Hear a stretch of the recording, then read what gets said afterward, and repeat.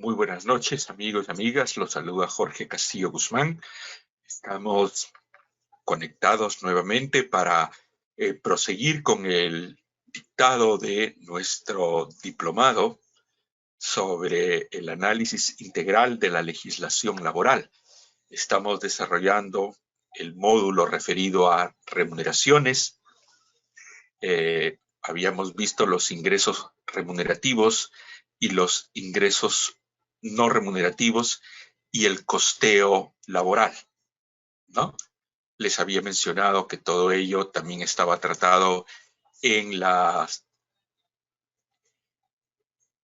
materiales complementarios que les había enviado, tanto estos cuadros y cuadros más desarrollados también, y sobre todo una muy interesante selección de jurisprudencia y pronunciamientos del Tribunal Fiscal, si bien materia tributaria, pero en que se pronuncian sobre la naturaleza de las asignaciones, de las gratificaciones, de las bonificaciones, de las condiciones de trabajo. Esas son interesantísimas. Lamentablemente, esas cosas no son muy bien desarrolladas por la jurisprudencia laboral. En cambio, el ente administrativo, este tribunal administrativo en materia tributaria lo hace muy, muy bien, ¿no? Entonces nos sirve de referencia. Yo les comento que en los procesos judiciales en materia laboral, cito jurisprudencia laboral y también cito resoluciones del Tribunal Fiscal. En esos casos, como los jueces laborales a veces no las conocen o no las ubican, ahí sí las acompaño en los recaudos, porque ya hay una disposición en materia procesal, de la práctica procesal, que indican que no se debe adjuntar normativa o jurisprudencia laboral, o sea, se cita, pero no se adjunta como documento en la medida en que se asume que los jueces conocen esto o pueden encontrar, saben a qué sentencia del Tribunal Constitucional, si uno se refiere a determinada, ellos la buscan y tienen su base de datos. Pero como esto es algo, digamos, práctico, respecto del Tribunal Fiscal, de repente no tienen una buena base de datos. Entonces ahí sí adjunto no solo los cito, sino que los pongo en los recaudos probatorios, ¿no? En los anexos los pongo, ¿no? Y marco con resaltador la parte que quiero que vean de las resoluciones. Muy bien. Vemos ahora la parte referida a las condiciones de pago y protección de la remuneración. Estoy casi seguro que terminamos. Les agradecería si en las preguntas y respuestas me pueden indicar que efectivamente terminamos lo que es ingresos remunerativos y no remunerativos. Vimos lo que era condición de trabajo, todo ello.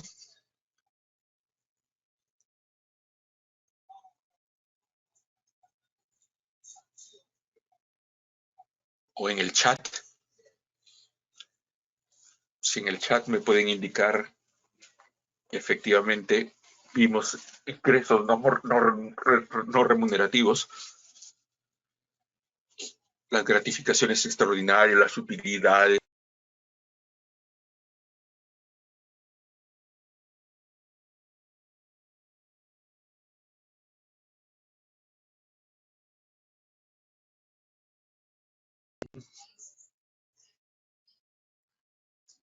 Sí lo vimos. Ah, ya. Muchas gracias a la señorita Maritza. Muy amable, gracias. Entonces puedo continuar ya con tranquilidad.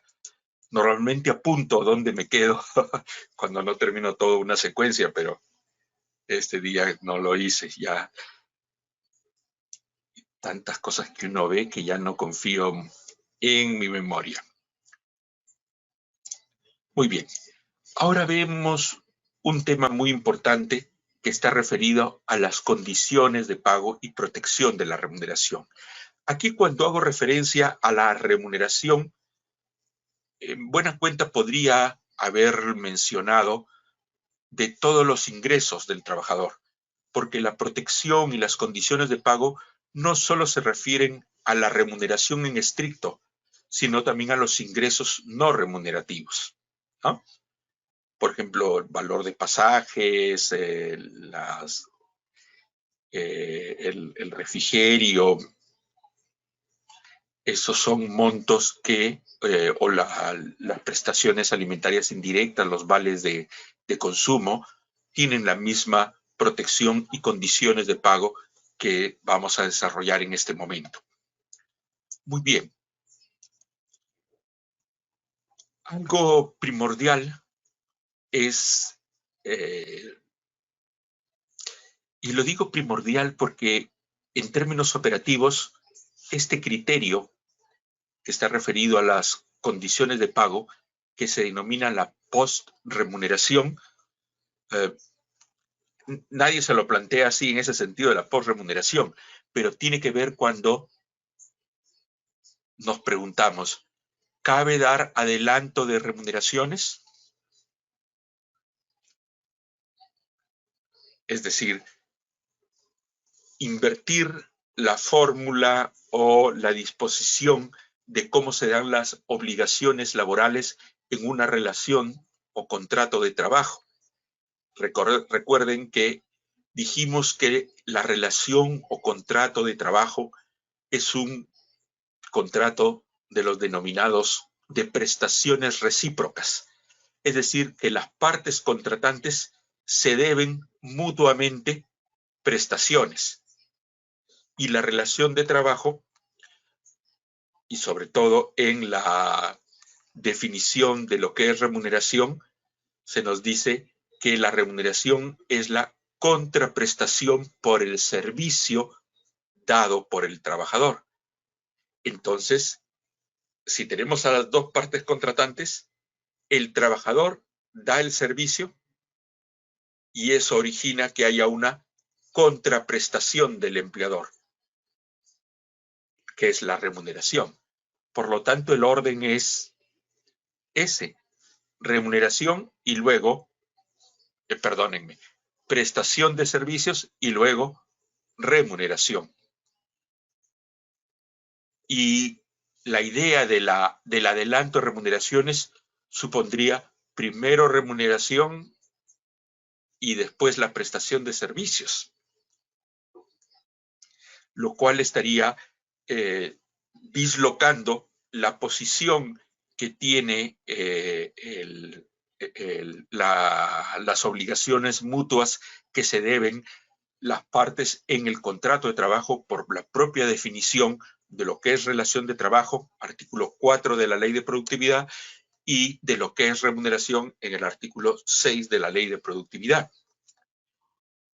En forma expresa, más allá de este análisis, la legislación laboral no lo hace directamente.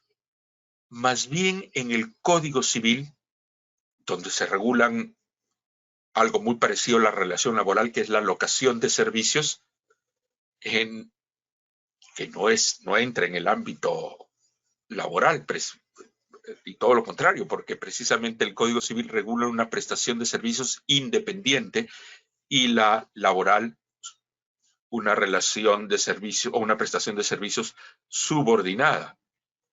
Pero miren lo que dice el Código Civil, y ya les he mencionado que en lo que sirva, en la medida en que no se oponga por su naturaleza, el Código Civil sirve para cubrir las falencias normativas de las distintas otras ramas del derecho. El Código Civil nos dice que la remuneración debe abonarse luego de haberse efectuado la prestación de servicios y en los periodos convenidos. Ese es el criterio de la posremuneración. Primero hay servicio y después la remuneración. Claro, en el Código Civil permite el pacto en contrario. En el ámbito laboral, considero que no se puede dar ello, primero por la naturaleza del contrato de trabajo y de la remuneración, tal como está definida en el artículo 6 de la Ley de Productividad.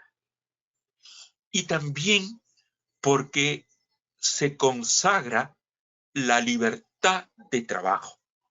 Y miren cómo se relaciona la libertad de trabajo con este tema.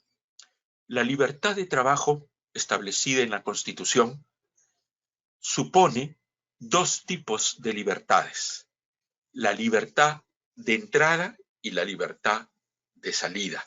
Es decir, la libertad que tiene el trabajador para ingresar a una relación de trabajos en forma totalmente voluntaria. Y también la posibilidad libre de salir de esa relación mediante una renuncia. Es un derecho sustantivo.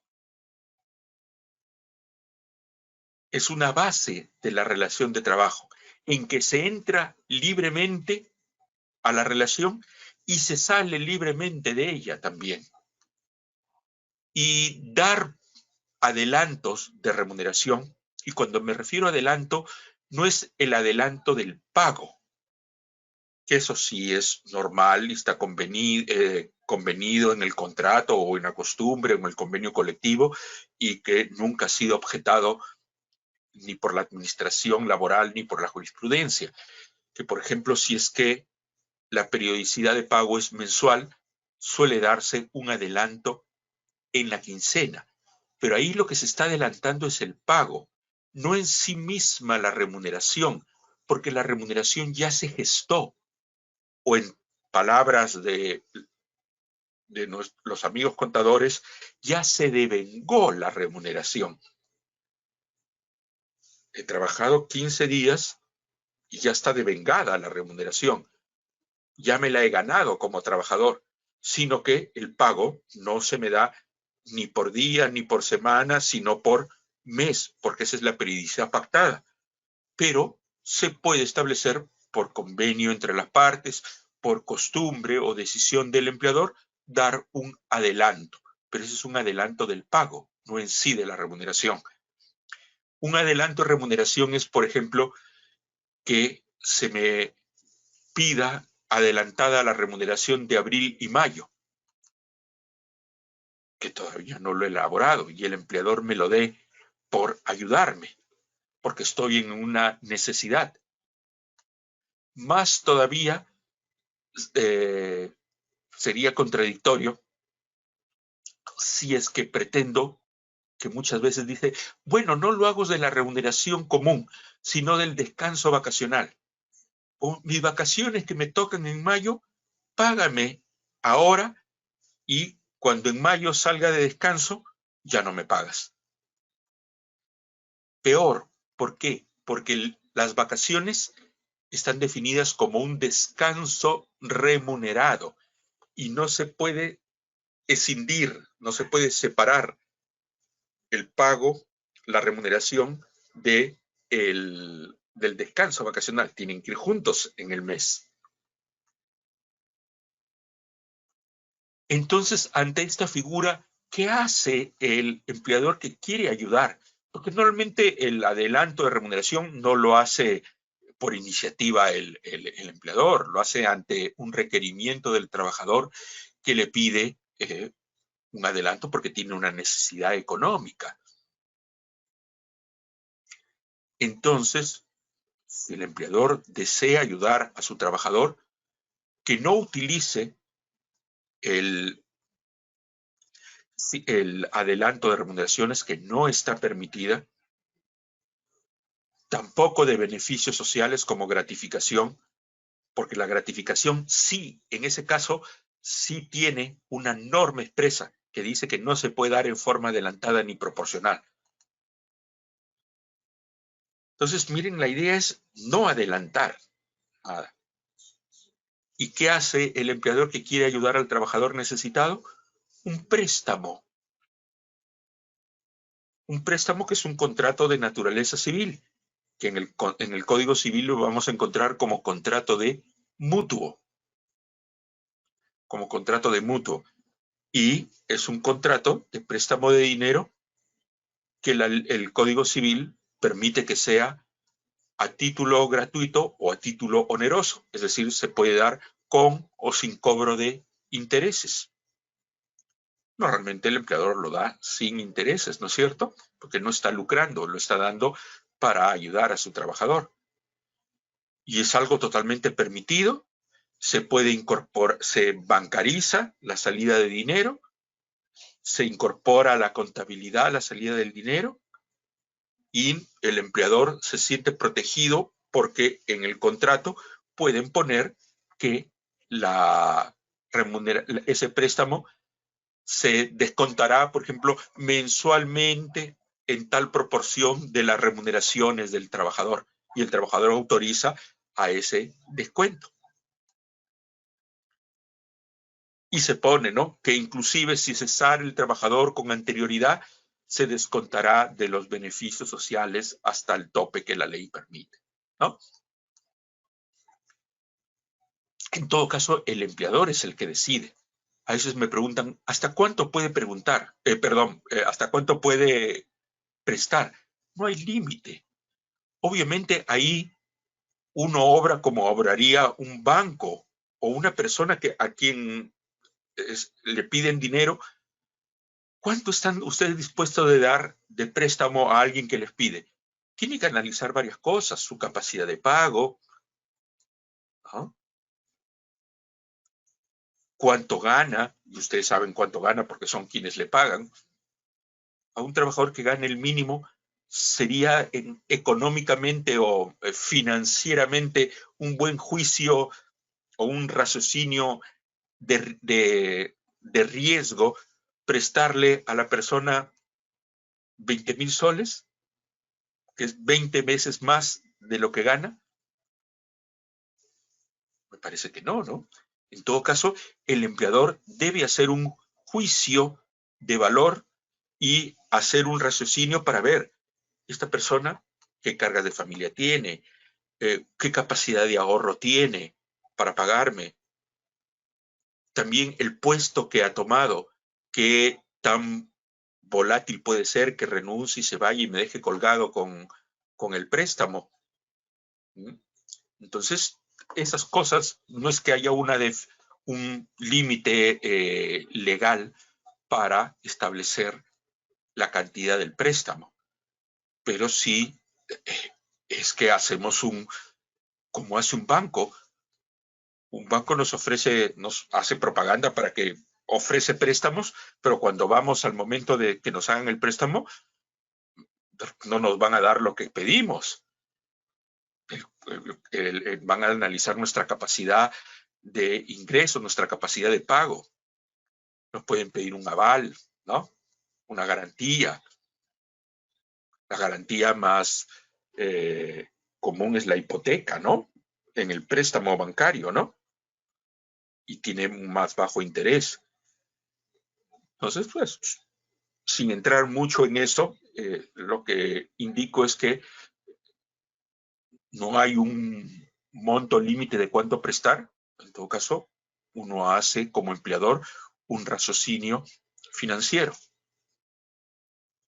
Entonces queda claro que no está permitida en la legislación peruana la post-remuneración, es decir, adelantar remuneraciones, como tampoco beneficios sociales. Falta de pago. ¿Qué pasa cuando el empleador deja de pagar o paga en forma no oportuna o paga oportunamente pero menos de la cantidad? Entonces, esa combinación, no pagar a tiempo o no pagar completamente, constituye un acto de hostilidad.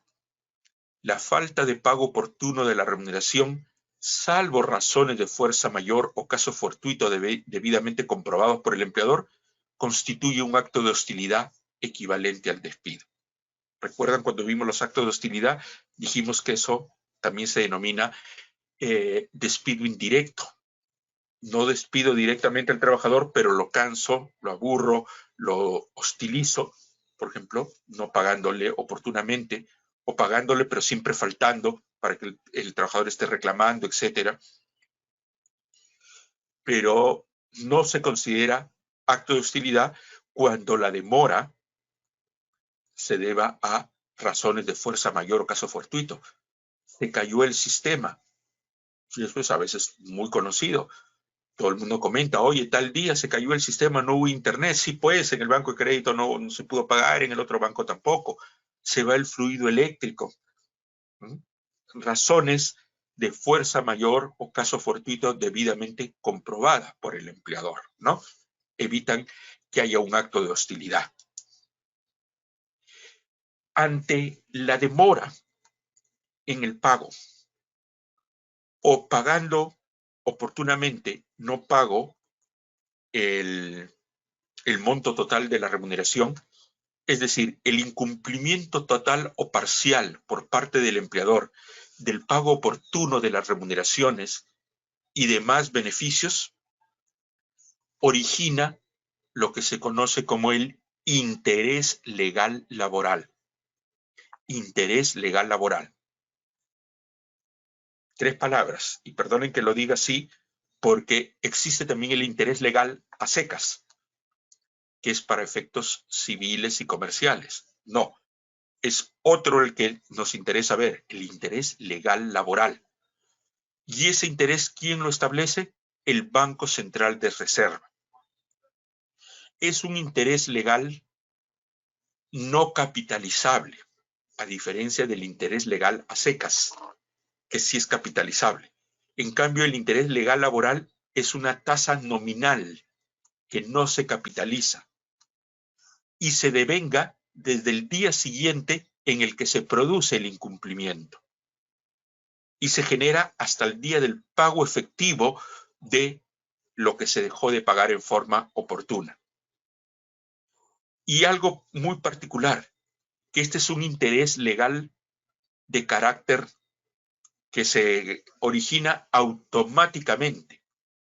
Es decir, el trabajador no tiene que poner en mora al empleador, no tiene que ponerlo en mora reclamándole verbalmente, ni por escrito, ni por la vía notarial, ni vía SUNAFIL, ni judicialmente. Es automático, reclame o no el trabajador. Esta regla de la mora automática es aplicable a todos los beneficios y remuneraciones, salvo uno, utilidades. La distribución de utilidades en aquellas empresas que están obligadas a hacerlo se da a los 30 días naturales siguientes de la presentación de la declaración jurada del impuesto a la renta, ¿no es cierto? Y para eso la SUNAT todos los años emite un cronograma. En ese caso, para que se genere el interés en caso que el empleador no pague oportunamente la distribución de utilidades, ahí sí no se genera el interés en forma automática. El interés en ese caso se genera después que el trabajador requiere por escrito al empleador del pago. Ahora, es un requerimiento escrito simple. No tiene que ser por vía notarial ni por juez de paz. Simplemente, ¿no? Se manda una comunicación, ¿no? Señor empleador, siendo que tenemos derecho a las utilidades y la distribución debió haberse dado como máximo el día tal, dado que han pasado 2 días, ¿no? Requerimos el pago o requiero el pago. A partir de ahí se genera el interés legal laboral. ¿De cuánto es el interés legal laboral? Es poco, porque va en función de la inflación. Este interés legal laboral se comenzó a regular con esta denominación y estas características con el decreto ley 25.920. Y el decreto ley porque no había un gobierno constitucional en ese momento, se había dado golpe de Estado. Por eso es que tiene la denominación de decreto ley, pero sigue la numeración, ¿no? Del 3 de diciembre del 92, que eran En ese entonces, cuando era el Perú que estaba saliendo de esa hiperinflación que tuvimos en la segunda mitad de la década del 80 y comienzos de los 90, el Perú tenía un récord que en ese momento era el país con mayor inflación en el mundo. No llegamos a igualar a la Alemania de la República de Weimar después de la Primera Guerra Mundial, y quien nos ha ganado ahora es Venezuela con su superinflación, hiperinflación, pero nos quedamos en un deshonroso tercer puesto de las inflaciones más altas en toda la historia. Pero bueno, más allá de eso, el interés legal se dio para cautelar que la remuneración pagada tardíamente hacía que el empleador perdiera capacidad de compra, porque el dinero se devaluaba muy rápido.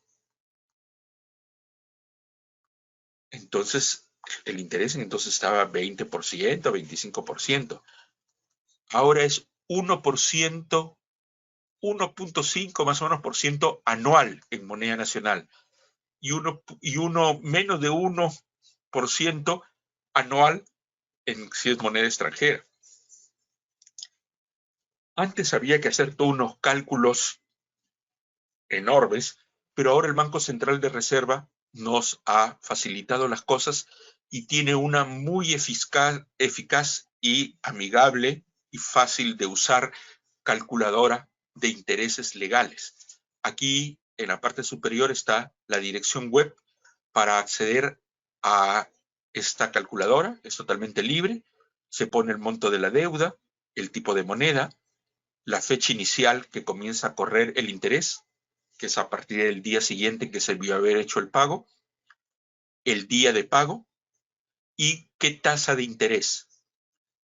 Ahí sale interés legal. Nosotros tenemos que buscar el legal laboral.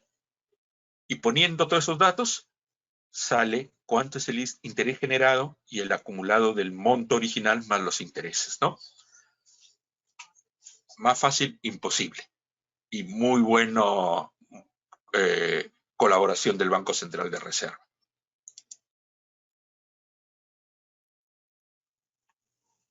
¿Qué descuentos están permitidos de la remuneración?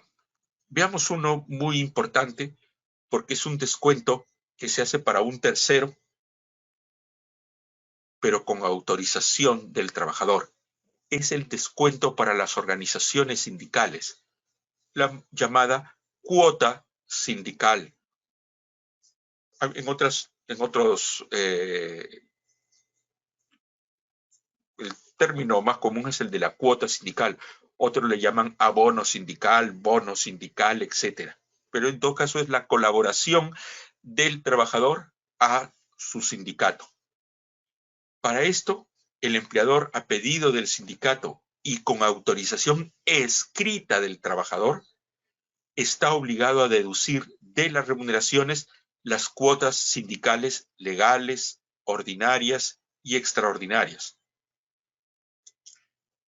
Para ello, la organización sindical debe presentar al inicio y por única vez la parte de los estatutos o el acta de asamblea general del sindicato donde se haya establecido la cuota, sea una cuota ordinaria o las cuotas extraordinarias, y las posibles modificaciones que tuviera esa cuota. Además, la relación y comunicación de los trabajadores afiliados. Hasta ahí es por indicación del sindicato, ¿no? Pero esa indicación debe estar corroborada junto al nombre del trabajador, debe estar su firma. Por eso se dice, y debe aparecer también la autorización de descuento por planilla de la cuota sindical firmada por cada uno de los trabajadores comprendidos en la comunicación. El empleador, el El sindicato puede decir, este es mi trabajador, es mi afiliado, hágale el descuento. Pero el trabajador tiene que poner su firma. Si no pone su firma, no se le puede descontar a ese trabajador. Ya verán los problemas internos que tenga el trabajador respecto a su sindicato, de repente lo expulsan, ¿no? Por no cumplir con las cuotas, etcétera. Toda organización sindical perceptora de la cuota sindical debe proceder a la apertura de una cuenta en el sistema financiero.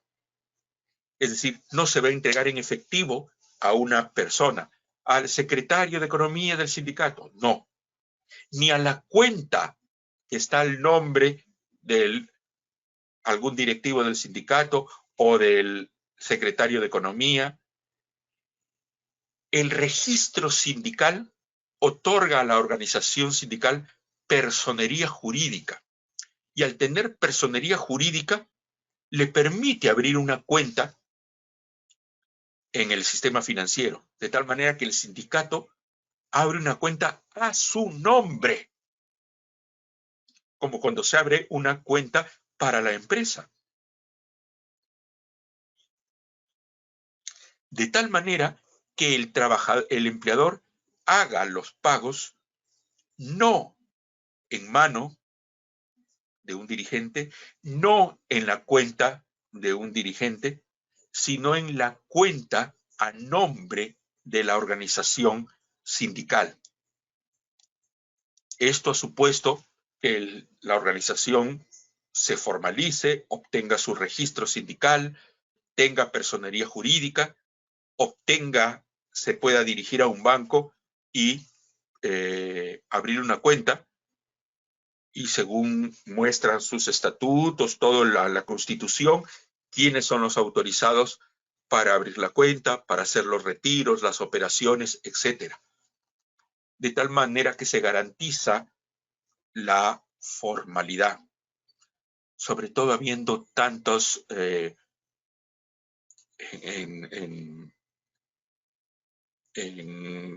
digamos, un poco yendo en contra del verdadero sentir y más que sentir de la finalidad de una organización sindical.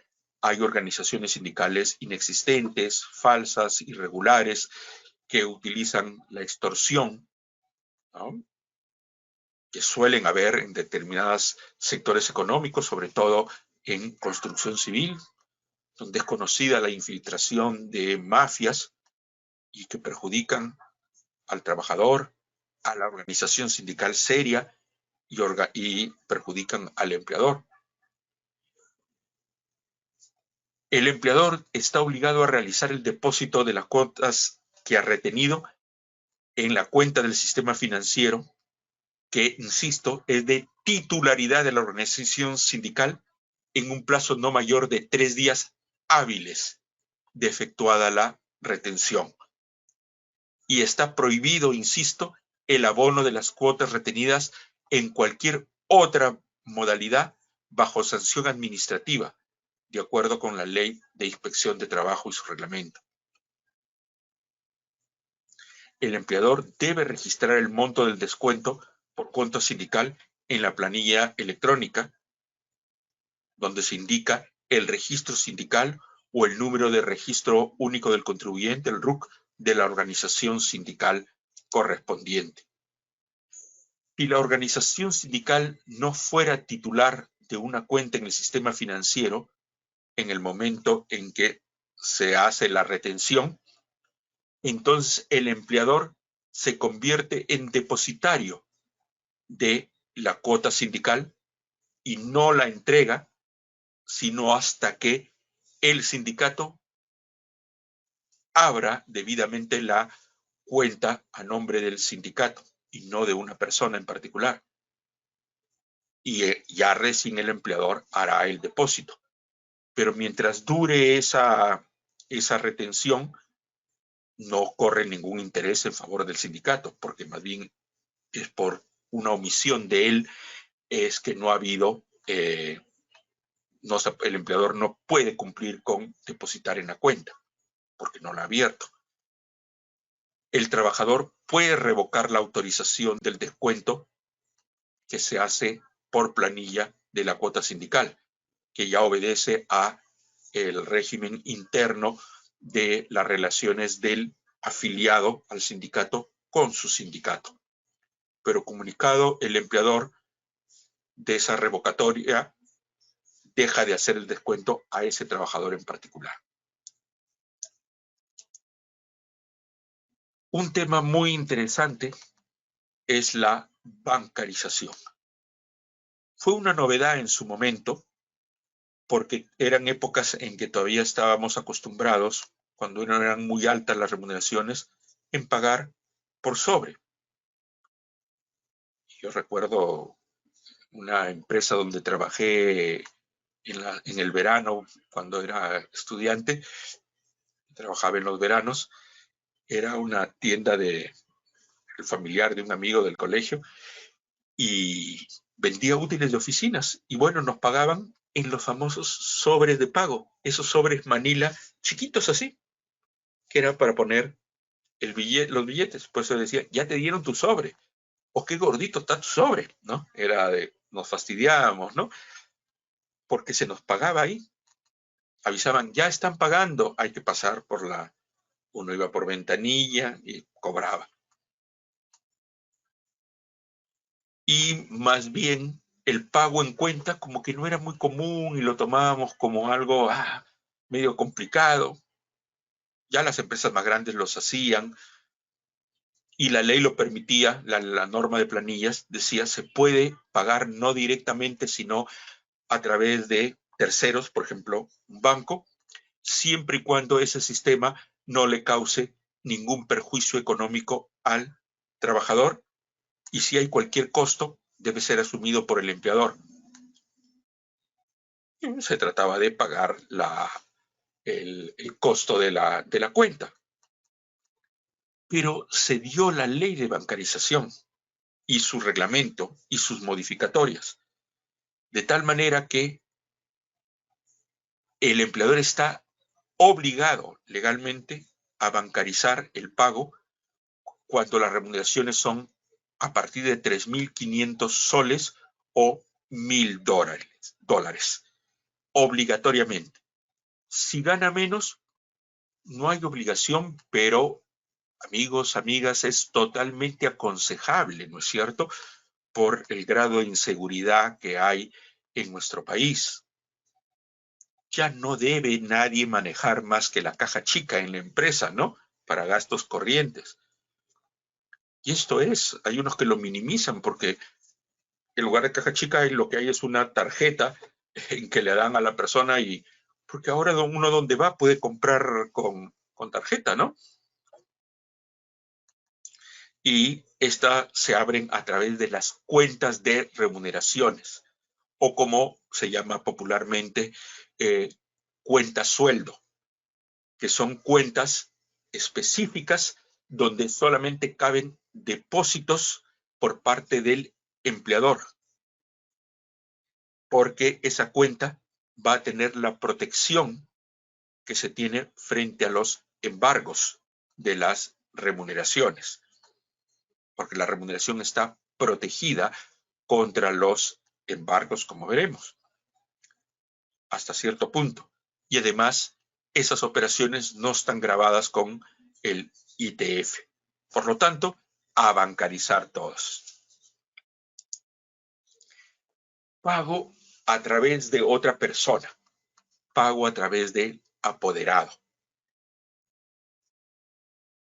Anteriormente, normas antiguas de finales de los 50, más o menos, si no antes, era que se podía dar poder nomás al cónyuge, al familiar, hasta segundo grado, es decir, al padre, al abuelo, al hermano, al hijo.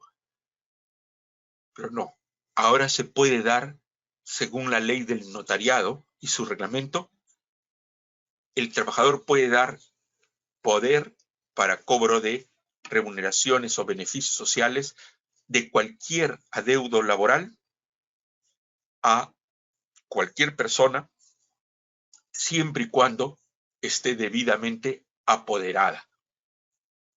Y el tipo de poder que se da varía según la cantidad que se va a cobrar. Sumas hasta media UIT, la UIT está a 4.600, es decir, sería 2.300. Hasta 2.300 con poder simple, solamente con firma legalizada. Es decir, puedo hacer mi poder aquí en la computadora, lo imprimo y legalizo la firma en el notario. Cuando es sumas entre media UIT y 3 UIT, 3 UIT son más o menos 13.800, si no me equivoco.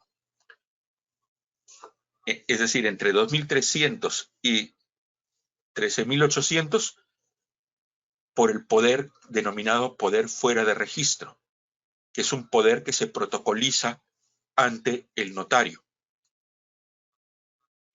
Y cuando las sumas superan 3 UIT, los 13.800, es poder por escritura pública. También ante notario, quien lo eleva a escritura pública y lo inscribe. Con estos son los poderes. ¿Puede ir otra persona a cobrar y ustedes darle, así la conozcan? Voy a cobrar en nombre de mi cónyuge o de mi pareja, y en el trabajo todo el mundo me conoce. El empleador diría, sí, pues, porque está enferma, ¿no? Tal cuestión. El empleador se corre un riesgo. Se corre un riesgo. Muchas veces me dicen, nosotros por una cuestión de humanidad y de urgencia le hemos dado el dinero a la esposa del trabajador, al esposo del trabajador, al padre del trabajador, que laboró aquí también y lo conocemos de años, es un caballero. Bueno, más allá de todas esas circunstancias particulares y de no dudar de la integridad de las personas, no dan ninguna seguridad. Muchas veces seguro no ha pasado nada, como otros casos el trabajador puede decir, vengo a reclamar, oye, sí, se lo di a tu padre. Bueno, a mí no me ha dado nada. Usted no tenía por qué entregarle a nadie. Oye, pero tú me llamaste por teléfono. No, señor. Acá la ley del notariado dice que usted tenía que pagarle a alguien a mí o a alguien que venga con este tipo de poder.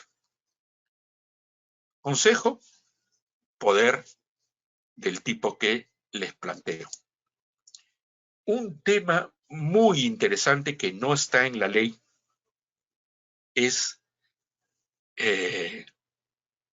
el pago de periodicidad mensual y enfrentar la presunción jurídica, que es una ficción jurídica, de que los meses tienen 30 días. O que los meses tienen 4 semanas. O que los años tienen 54 semanas. Son ficciones, porque de hecho no hay. Si a uno lo contratan por mes, la remuneración es por mes. Y me pagarán lo mismo tanto en febrero como en marzo como en abril. Sea que el mes tenga 30, 31 días, 28 o 29, la remuneración siempre será la misma. Claro que hay sensibilidades que van más allá de esta lógica. Podemos entender muy bien. El mes es una categoría jurídica, pero en los hechos, cuando enfrentamos el año calendario, que no hay propiamente una definición o mes calendario, me acuerdo cuando se dieron la norma de gratificaciones que hablaba de mes calendario, recurrí a la enciclopedia jurídica Omeva y ahí encontré que decía el mes calendario es cada una de las 12ª partes del calendario gregoriano, así denominado por el Papa Gregorio, no me acuerdo qué número, que es el que estableció esta forma de distribución. Es una distribución aleatoria, hubiese podido poner otro sistema. Pero bueno, tenemos meses de 31, 30, 29, 28. ¿Qué pasa cuando el trabajador falta? Y le voy a hacer un descuento. En algunos casos, el trabajador siente que le están descontando de más. En otros casos, el empleador siente que está pagando de más. Por ejemplo, si este mes, febrero, el trabajador labora, falta un día, ¿cuánto le pago? ¿27 días? Sí, pues porque febrero ha tenido 28. Por lo tanto, tu remuneración nomás te pagó 27 días porque falta uno. O le pago 29, que es las 30 remuneraciones del mes, independiente qué mes sea, y resto uno.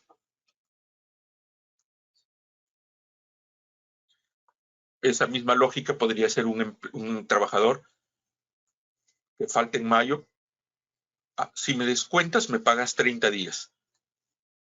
Al final es el mismo, ¿no? Entonces, ahí viene un dilema que los abogados nunca hemos resuelto, sino que hay un criterio. Yo les he conversado que he trabajado muchos años de lo que fue el estudio Caballero Bustamante, que ahí tuve pues la suerte de trabajar con administradores, economistas y sobre todo contadores y contadoras que tienen un criterio muy operativo y más claro que tenemos a veces los abogados para resolver las cosas. Los abogados somos muy analíticos para explicar, ¿no? Pero para encontrar resultados, creo que nadie mejor que los contadores. Y este es un criterio contable que es aceptado y que es aceptado en la medida en que es lógico y objetivo, porque lo utilizo como regla para cualquier circunstancia, de acuerdo a lo que se dé, de tal manera que se eviten las arbitrariedades. Esta vez te descuento tanto o te descuento asá, dependiendo el mes, porque cuando me conviene. No, pues, se paga con un criterio lógico, matemático. Entonces, esta tablita, guárdenla, que es una tabla que, como me lo explicaron en un momento, la volví casi hice un análisis, digamos, no análisis, no al revés, sabiendo lo que me decían, volverlo una regla, ¿no? Que para eso sí somos buenos los abogados. Lo que me explicaron así, en términos prácticos, lo volví una regla en forma de este cuadro. De tal manera que se tome en cuenta si en ese mes, y el problema viene con los meses de 31 días o con los meses de menos de 30 días. Cuando es 30 días no hay ningún problema, porque es totalmente equitativo. El problema es de los meses con 31 días o menos de 30 días. Aquí, cuando los días laborados son menos, los días laborados son menos que los días no laborados, no se resta, sino se suma, considerando un treintavo por cada día efectivo.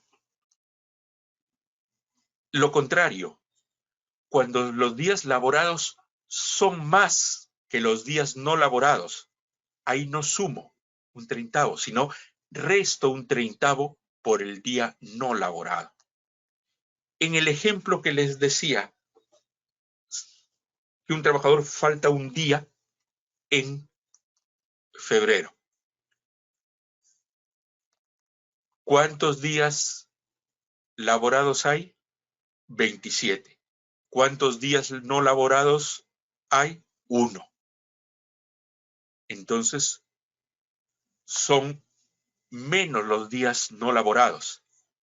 Me ubico en el segundo caso, o en el penúltimo, o en el último, perdón, Y digo, en este caso no sumo cuántos días laborados tiene, sino descuento un 30avo por día no laborado. De tal manera que este trabajador que en febrero ha laborado solamente 27 días, le voy a pagar por 29. ¿Estás pagando de más? No, estoy utilizando una regla que se utilizará siempre para esos casos, cuando son más o menos. Porque si utilizara una regla distinta, ¿en qué situación me estaría poniendo? Que si pago por día laborado, no se estaría pagando al final un día que le debo al trabajador. Lo mismo cuando el trabajador labora en un mes de 31 y falta un día. ¿Qué son más, los días laborados o los días no laborados? Más son los días laborados, ¿no es cierto? Entonces utilizo la misma regla. En el mes de mayo, al trabajador le descuento un 30avo.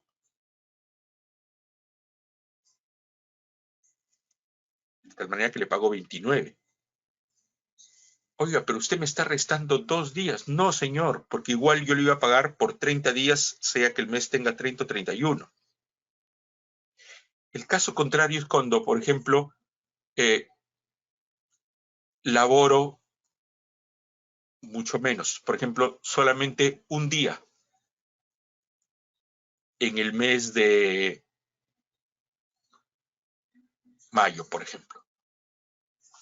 Ya. Si laboro solo un día, los días laborados son menos que los días no laborados. ¿Aquí qué hago? ¿Resto? No. Sumo. Se paga un 30avo por día efectivo. Lo mismo, si el trabajador labora 15 días en un mes de 31, ¿cuánto le voy a pagar? Nuevamente, ¿qué son más, los días laborados o los días no laborados? Ha laborado 15 y no ha laborado 16 en mayo. ¿Qué hago? ¿Resto? No, sumo un 30avo por cada día efectivo. Esta reglita es una regla objetiva. En algunos casos, entre comillas, conviene, siente que conviene al empleador, en otros casos siente que conviene al trabajador. Pero uno u otro siempre estará esta regla, totalmente aconsejable. Y cuando he enfrentado inspecciones que verifican esto o ante quejas, los inspectores, en los casos que me ha tocado ver, nos han reconocido que es un uso objetivo. Lo mismo sucede con las vacaciones, que ya lo verán más adelante con la doctora Coloma. Las vacaciones no son por un mes, a diferencia de la remuneración, ¿no? Que la remuneración se paga por 30 días independientemente del mes. La remuneración no es, las vacaciones no es de un mes, las vacaciones son de 30 días. En abril no pasa nada. ¿Qué pasa si tomo vacaciones en febrero? Ah, ¿solamente gozas de vacaciones 28 días? No, porque las vacaciones no son un mes, son por días, 30 días. Ahí tendría que descansar hasta el 2 de marzo para completar los 30 días. Y se registran en ambas planillas, ¿no? ¿Y qué sucede en el mes de 31 días cuando se sale de vacaciones? Por ejemplo, en mayo. Queda un día libre. Lo lógico es que el trabajador lo labore y, por lo tanto, se le remunere. Oiga, estoy pagando de más en estas vacaciones. ¿Qué vivo el trabajador? Con razón que me pidió vacaciones en mayo. No es eso. Porque al final las vacaciones las fijan de común acuerdo y a falta de acuerdo las fija el empleador. Si no es que no se trata de que pierdo o gano, es que no coinciden las ficciones jurídicas con la realidad. Que las vacaciones son por 30 días y todos los meses no tienen 30 días. ¿Mm?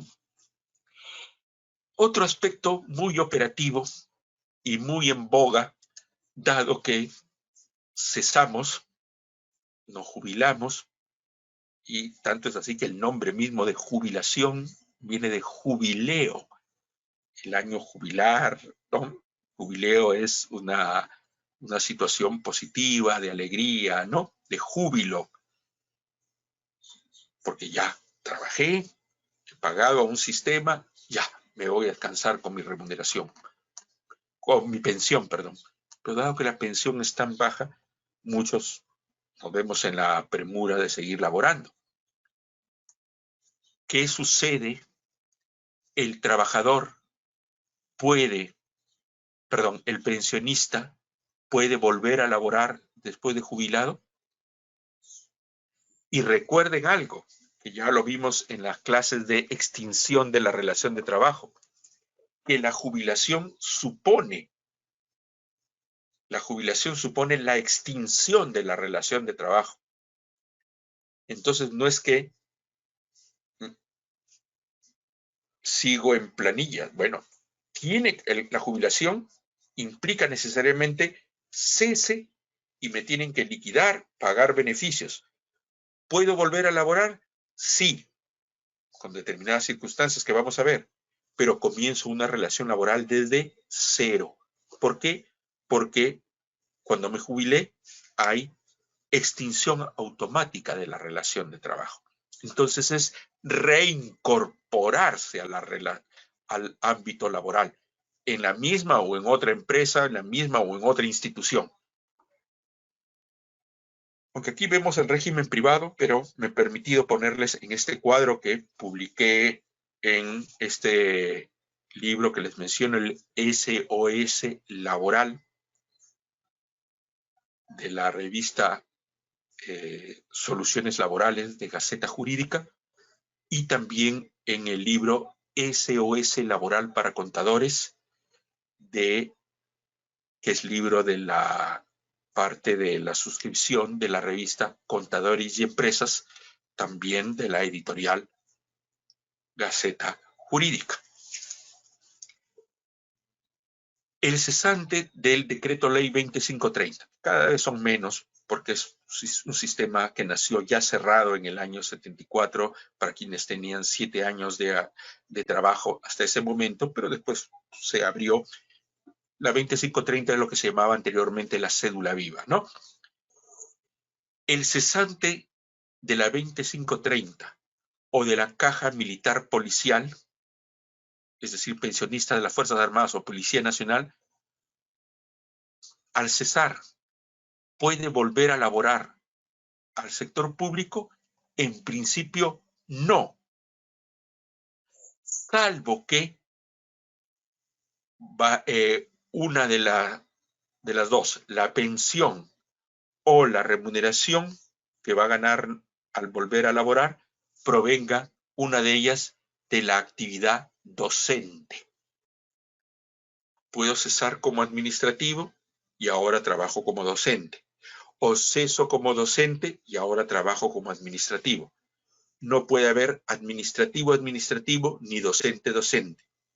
Tiene que ser uno docente y otro administrativo, en cualquiera de las dos posiciones. Muy bien.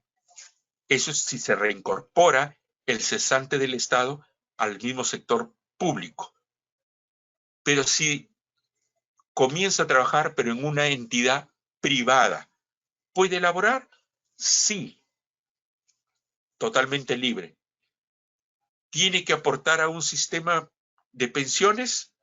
Sí, tiene que inscribirse obligatoriamente en un sistema de pensiones propio del sector privado. Y en el sector privado, ¿cuáles son los sistemas pensionarios? ¿ONP o AFP? Si toma la ONP, le comienzan a hacer sus retenciones y obtendrá pensión cuando tenga 65 años de edad y 20 años de aportación. Y en el sistema privado, y si opta por el sistema privado de pensiones, muchos optan por el sistema privado. ¿Por qué? Porque el trabajador se inscribe en el sistema privado de pensiones y inmediatamente presenta su resolución de cesantía de la 2530 o militar policial y se suspenden las retenciones. Entonces, si no quiere hacer ya aporte a un sistema pensionario, tiene que meterse al sistema privado de pensiones e inmediatamente pedir la suspensión. ¿Eso lo puede hacer en la ONP? No. Si ingresa a la ONP, tiene que hacer sus aportaciones obligatoriamente. Y si entra al sistema privado de pensiones, pero quiere que le hagan la retención, sí, serían retenciones voluntarias. Ahora, en el sistema privado de pensiones, en la AFP, si ceso y me jubilo estando en el sistema privado de pensiones, no interesa si trabajaba en el sector público y quiero volver al sector público o la pensión la obtuve trabajando para el sector privado y luego quiero ir al sector público o al mismo sector privado. No importa, porque el sistema de pensiones no es plata del Estado, es plata de un sistema de ahorro individualizado. ¿Puedo volver a laborar? Sí. ¿Con alguna restricción? Ninguna. ¿Vuelvo a aportar al sistema de pensiones? No. Por lo tanto, el pensionista del sistema pensionario, del sistema privado de pensiones, puede volver a laborar y ya no se le hace descuento alguno.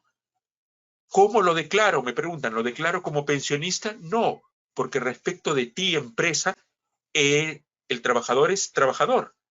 Quien lo va a declarar como pensionista es la AFP, que le paga la pensión. Y la AFP utiliza la PLAME y lo declara como pensionista. Entonces voy a aparecer dos veces, sí, pues. Una como pensionista que te declara la AFP y el otro como trabajador que te declara tu empresa.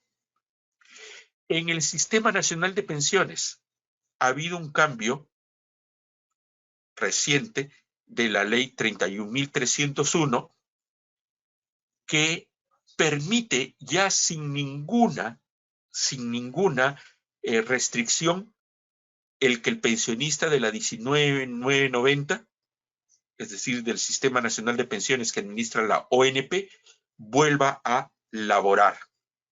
Vuelve a laborar sin restricción alguna, porque antes era que remuneración y pensión no podía superar media UIT, la suma de ambas.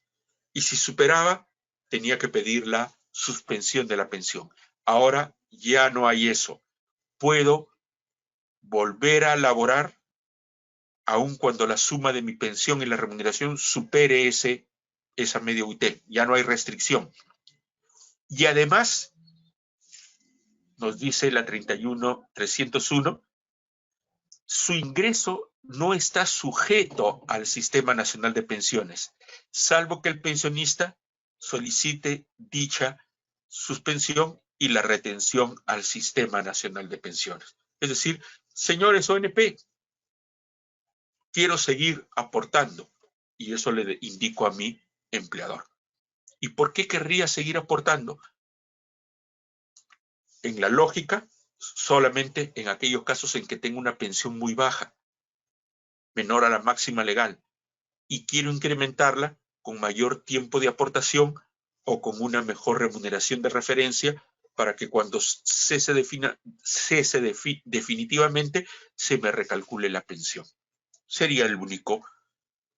Pero si es que estoy ganando el máximo de la pensión, no me conviene ya seguir hacer ningún aporte al sistema nacional porque no me lo van a recalcular.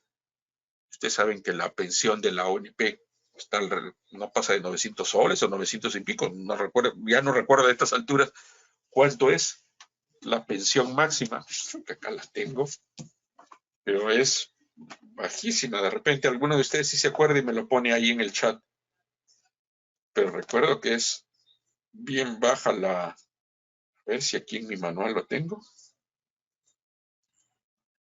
Param. A ver, rápido, si no, para no hacerlos perder tiempo. No quiero quedarme con la duda de cuánto es la pensión